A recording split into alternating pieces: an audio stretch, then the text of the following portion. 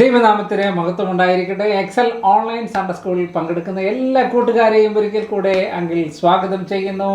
ഇന്ന് നമ്മൾ പുതിയ അധ്യായത്തിലേക്ക്, പുതിയ പാഠത്തിലേക്ക് പഠിക്കാൻ പോവുകയാണ്. ഓൺലൈൻ സൺഡേ സ്കൂളിൽ കാണുന്ന എല്ലാ കൂട്ടുകാരെയും കർത്താവ് ധാരാളമായിട്ട് അനുഗ്രഹിക്കട്ടെ. നിങ്ങളിത് കാണുകയും മറ്റുള്ളവർക്ക് ഷെയർ ചെയ്ത് കൊടുക്കുകയും വേണം എന്ന് നിങ്ങൾ പ്രത്യേകം ഓർപ്പിക്കുന്നു. ഓക്കെ, ദൈവം നമ്മെ സഹായിക്കട്ടെ.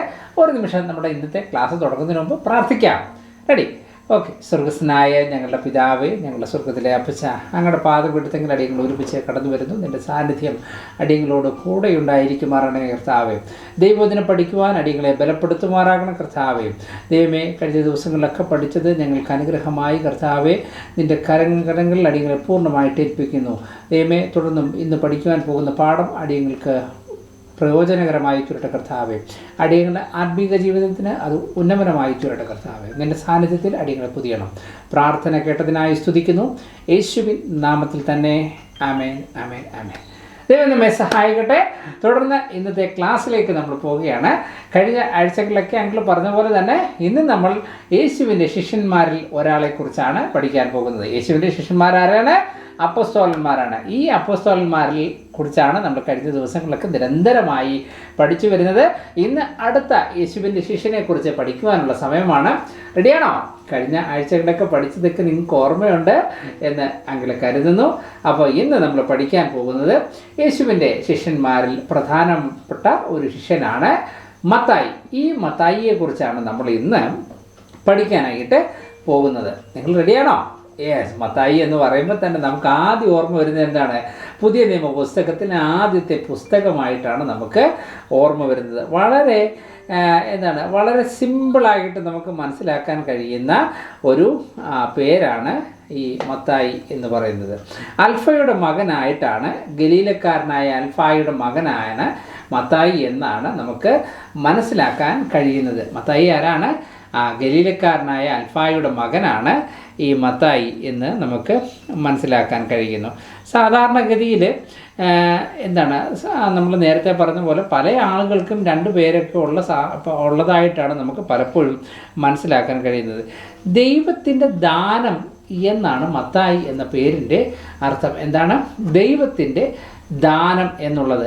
അപ്പം നമ്മൾ പല ആളുകളെക്കുറിച്ചും പല പേരുകളും പറയുന്നു. ഈ ചിലപ്പം അതുപോലെ തന്നെ പത്രോസിന് യേശു കർത്താവ് പേരിട്ട പോലെ തന്നെ മത്തായിക്കും യേശു കർത്താവായിരിക്കും ഈ മത്തായി എന്ന് പറയുന്ന പേര് കൊടുത്തിരിക്കുന്നത്. എന്നാൽ ഇദ്ദേഹത്തിന് ലേവി എന്നൊരു പേരും കാണുന്നുണ്ട്. മർക്കോസിൻ്റെ സുവിശേഷത്തിൽ മത്തായിയെ ലേവി എന്നൂടാണ് കാണുന്നുണ്ട്. അപ്പം ശരിക്കും പറഞ്ഞാൽ ഈ മത്തായി എന്ന് പറയുന്ന യേശുവിൻ്റെ ശിഷ്യൻ യേശുവിൻ്റെ ഒപ്പം ഉണ്ടായിരുന്ന ഒരു ശിഷ്യനാണ്. എന്നാൽ കുറച്ച് കഴിഞ്ഞപ്പോൾ യേശുവിൻ്റെ ശുശ്രൂഷ ആരംഭിച്ചതിന് ശേഷമാണ് യേശു കർത്താവ് മത്തായി വിളിക്കുന്നത്.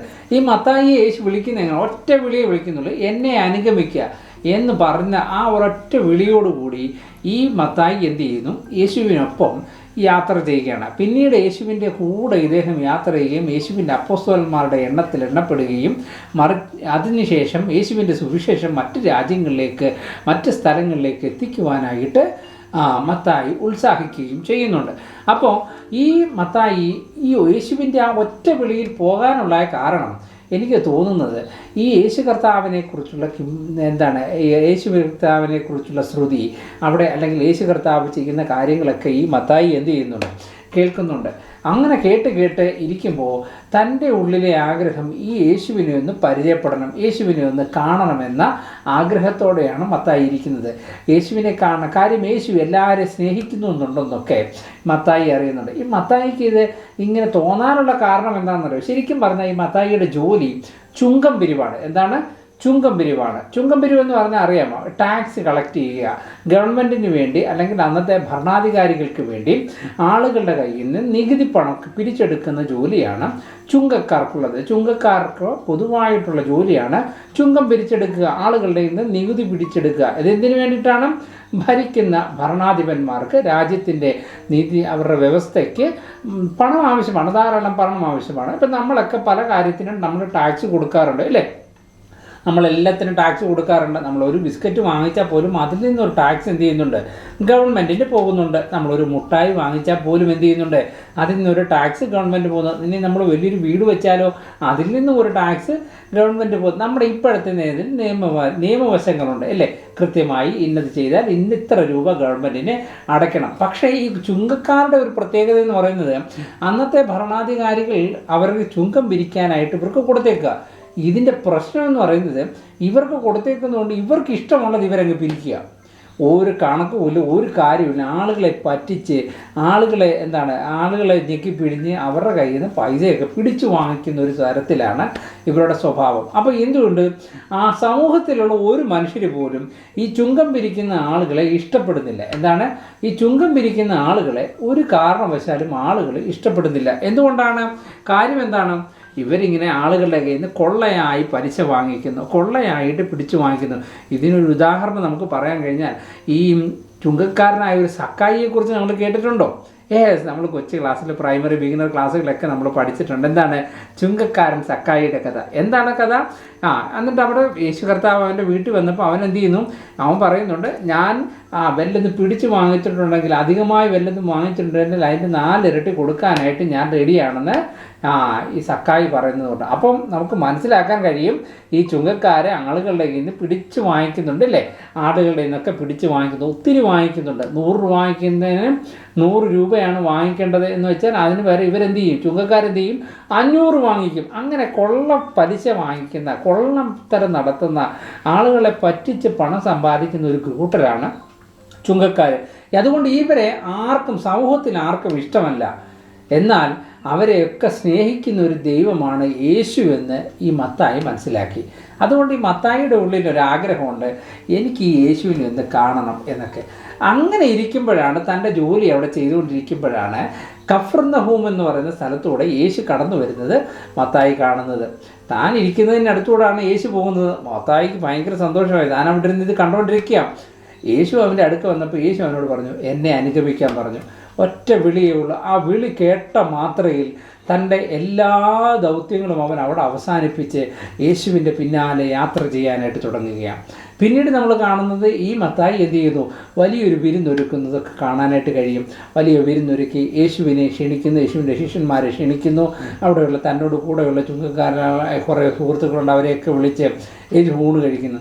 ഈ സമയത്ത് യേശു അവിടെ വന്നിരുന്ന് കഴിക്കുന്ന കാണുമ്പം ഈ പരീശന്മാരുണ്ട്, ന്യായശാസ്ത്രമുണ്ടാകും, അവിടുത്തെ ജനങ്ങളുണ്ട്. ഇവർക്കാർക്കും ഈ ഈ ചുങ്കക്കാരനായ മത്തായിയെ ശിഷ്യന്മാരുടെ കൂട്ടിയത് ഇഷ്ടപ്പെട്ടിട്ടില്ല.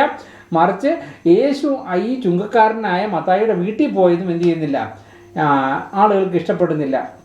അപ്പം ആളുകളൊക്കെ ചോദിച്ച്, നിങ്ങളുടെ ഗുരു എന്തിനാണ് ചുങ്കക്കാരനായ മത്തായിയുടെ കൂടെ ഇരിക്കുന്നത്?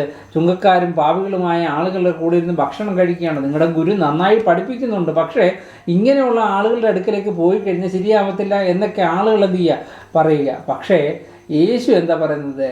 യേശു അവിടെ പറയുന്നത് വളരെ പ്രധാനപ്പെട്ടൊരു കാര്യമാണ്. ആവശ്യക്കാരന് വേണ്ടിയിട്ട് മാത്രമാണ് ഞാൻ വന്നത്. എന്തായാലും ചുങ്കക്കാർക്കും രോഗികൾക്കല്ലാതെ വൈദ്യനെ കൊണ്ട് ആവശ്യമില്ല എന്ന് യേശു കർത്താവ് വളരെ വ്യക്തമായി. അതായത് രോഗം പിടിച്ചിരിക്കുന്ന ആളുകൾക്കാണ് ഡോക്ടർ വരേണ്ടത്. അതുപോലെ നിങ്ങൾ വെറുക്കുന്ന ആളുകളാണ്, ഇവർ പാപികളാണെങ്കിൽ ആ പാപികളെ സ്നേഹിപ്പാനാണ് യേശു കർത്താവ് വന്നത് എന്ന് വളരെ വ്യക്തമായ ഒരു സുവിശേഷം അവിടെ പറയുകയാണ്. അപ്പോൾ ഈ ചുങ്കക്കാരനായ മത്തായിയുടെ വീട്ടിൽ യേശു എന്ത് ചെയ്യുന്നു? മത്തായി ഒരിക്കൽ വിരുന്നിൽ പങ്കെടുത്ത് യേശു അവരോടൊപ്പം ഇരുന്ന് ഭക്ഷണം കഴിക്കുകയൊക്കെ ചെയ്യുന്നുണ്ട്.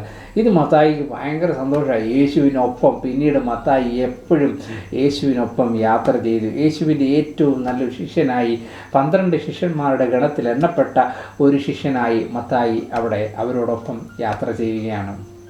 നോക്കിക്കേ, ചുങ്കക്കാരനായിരുന്നവൻ, ആളുകളാൽ വെറുക്കപ്പെട്ടവൻ, മറ്റുള്ളവരിൽ നിന്ദാപാത്രമായി തീർന്നവൻ, ഇവനൊക്കെ ആയിരുന്നിട്ട് പോലും യേശു കർത്താവ് സ്നേഹമാണെന്നും സ്നേഹിക്കുന്ന യേശുവിനെ അടുത്തറിയണമെന്നുള്ളൊരാഗ്രഹമുള്ള അവൻ്റെ മനസ്സിലുണ്ടെന്നറിഞ്ഞതുകൊണ്ടായിരിക്കാം യേശു അവിടെ ചെന്ന് എന്നെ അനുഗമിക്കുക എന്ന് പറഞ്ഞത്. എൻ്റെ കൂട്ടുകാരോട് അങ്കിളിന് പറയാനുള്ള ഒരേ ഒരു കാര്യം ഇതാണ്: യേശു കർത്താവിനെ കാണണം, യേശു കർത്താവിനെ അറിയണമെന്ന് നിങ്ങളുടെ മനസ്സിൽ ആഗ്രഹമുണ്ടെങ്കിൽ തീർച്ചയായിട്ടും യേശു നിങ്ങളെ വിളിക്കുന്നുണ്ട്, യേശു നിങ്ങളെ സ്നേഹിക്കുന്നുണ്ട്. നിങ്ങളെ ആരും ഈ ലോകത്ത് സ്നേഹിക്കുന്നില്ല. ചുങ്കക്കാരനായതുകൊണ്ട് മത്തായിയെ ലോകത്തിൽ ആരും സ്നേഹിക്കുന്നില്ലായിരിക്കാം. എന്നാൽ ആ മത്തായിയെയും സ്നേഹിച്ച യേശു, നിങ്ങളെ ആരും സ്നേഹിക്കുന്നില്ലെങ്കിലും നിങ്ങളെ സ്നേഹിക്കുന്ന ഒരു യേശു ഉണ്ടെന്ന് നിങ്ങൾ മനസ്സിലാക്കുക. ആ യേശുപ്പച്ചൻ നിങ്ങളുടെ കൂടെ എപ്പോഴുമുണ്ട്. ആ യേശുപ്പച്ചനോട് ചേർന്ന് നിൽക്കാൻ അങ്കിൾ ഒരു പ്രാവശ്യം കൂടെ നിങ്ങളെ ഓർപ്പിക്കുന്നു. മത്തായി എന്ന് പറയുന്ന ഈ ശിഷ്യനെക്കുറിച്ച് നമ്മൾ ഇന്ന് പഠിച്ചു. അദ്ദേഹത്തിൻ്റെ ജീവിതത്തെക്കുറിച്ച് പഠിച്ചു, അദ്ദേഹത്തിൻ്റെ തൊഴിലിനെക്കുറിച്ച് പഠിച്ചു. നമ്മുടെ ജീവിതത്തിൽ നമ്മൾ ഓർക്കേണ്ടത്, നമുക്ക് ആരും കൂട്ടില്ലെങ്കിലും, നമ്മളെ ആരും സ്നേഹിക്കുന്നില്ലെങ്കിലും നിങ്ങൾ ഓർക്കുക, നിങ്ങളെ സ്നേഹിക്കാൻ, നിങ്ങളെ കരുതാൻ ഒരു യേശു അപ്പച്ചനുണ്ട് എന്നുള്ളത് മാത്രമാണ്. നിങ്ങളെ ദൈവം ധാരാളമായിട്ട് അനുഗ്രഹിക്കട്ടെ.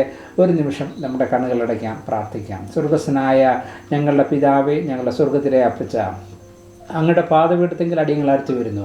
കർത്താവെ, ഞങ്ങളെ ഈ ഭൂമിയിൽ ആരും സ്നേഹിക്കാനില്ലെങ്കിലും, ഞങ്ങളെ ആരും കരുതാനില്ലെങ്കിലും അങ്ങയുടെ സാന്നിധ്യത്താൽ നീ ഞങ്ങളെ നിറയ്ക്കണമേ. അങ്ങ് ഞങ്ങളെ സ്നേഹിക്കുന്നതിനായി സ്തോത്രം ചെയ്യുന്നു. അങ്ങയുടെ സാന്നിധ്യം അടിയങ്ങളോട് കൂടെ ഉണ്ടാകണമേ. പ്രാർത്ഥന കേട്ടതിനായി സ്തുതിക്കുന്നു. പ്രത്യേകം ഞങ്ങളുടെ കുഞ്ഞുങ്ങളെ അനുഗ്രഹിച്ച് പ്രാർത്ഥിക്കുന്നു. അവരുടെ ഏത് ആവശ്യങ്ങളിലും, അവരുടെ ഏത് ഏകാന്തതകളിലും, അവരുടെ ആവശ്യങ്ങളിലും നീ അവരോട് കൂടെ ഇരിക്കണമേ. അവരുടെ മാതാപിതാക്കളെ അനുഗ്രഹിക്കണമേ. അടിയനെ പഠിപ്പിക്കാൻ ബലപ്പെടുത്തിയതിനായി സ്തോത്രം. യേശുവിൻ നാമത്തിൽ തന്നെ. Amen, amen, amen. Thank you so much. God bless you. God bless U.